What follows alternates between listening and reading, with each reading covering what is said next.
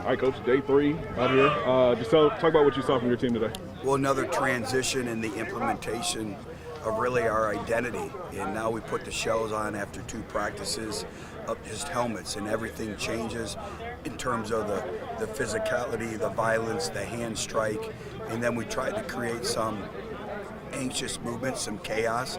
As we know, football is controlled chaos with crowd noise and all that, and continue to be work in progress. I think the biggest thing now is, as we graduate from helmets to shells, is how do we handle the different weight on our bodies with the pads. We haven't had them on all summer.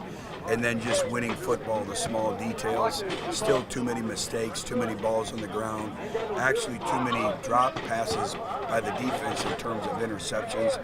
That's one thing we did very well last year, is we had 14 interceptions on defense. We didn't drop very many, and that's the reason why we won 8 games. And this year we've had way too many drops, so that's something that we'll continue to work as camp progresses as well. Coach, saw some nice runs from the running back core today. Looks like you have a lot of guys who are capable there. Well, that's one of our positions right now, that we have a lot of depth. You can never have enough running backs because of the physicality nature of the game. But I think we've really added some quality depth. Jacob Walker's an individual from a Division II school who we're asking a lot out of, not just at the running back position, but also on special teams. And then obviously the continued growth and development of Devin Spencer, who played as a true freshman.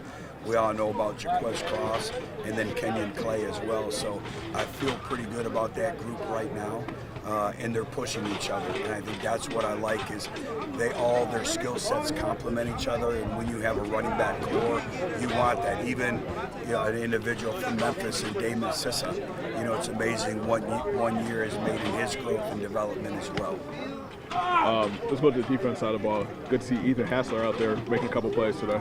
It has been good to see Ethan Hassler out there. Now we're going to need his experience and his veteranness, so to speak, of what he brings to our defense. And having been here, as we all know, we only have 19 players from last year's defense, even on our defensive roster, so that experience is going to be vital. But having him back, and I think he's playing right now, he's had the 3 best days he's had of his career so far, but now he needs to bring the others with them. Back to the secondary a little bit, Coach. Wanted to ask you about the picture at cornerback a little bit. Obviously counting heavily on some of the new guys out there. Well, that's probably the biggest unknown right now in our football team, is really the back end, particularly at the corner position. Avante Dickerson's an individual transfer from Utah State that we're really excited about. Kyle Williams is a redshirt freshman for us, who really has kind of been the stable, brought stability in that room. We held him out a little bit today just for precautionary reasons, but those 2 right now are really battling. And then really who's going to be a third or fourth, our corners, when it comes to that as well.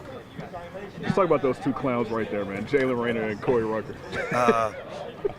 They know me inside and out. I love them, and they're leaders. And I think, when you look at the veteran leadership that we just spoke about, not having a lot of veterans in our program, they bring stability, but also comfort, not only to me and the coaching staff, but everyone associated with our program.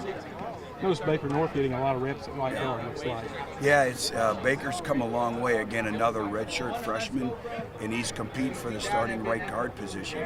And you really look at the players that we've been able to grow and develop in our program and how far they've come. And there's a reason why Mekhi Butler's the starting right guard right now with the New England Patriots. It's really amazing. We talk about the style of play and owning your conditioning, and right now that's really what we're going through, is fighting the fatigue and really being in football condition. How many plays can we play in a row right now at a championship level? We can't do that right now. We can't play 4 consecutive plays without a mistake. And so getting into that rhythm, everyone being responsible for their own, not only self-determination, but their conditioning, the playbook, all those things that go into it. All right.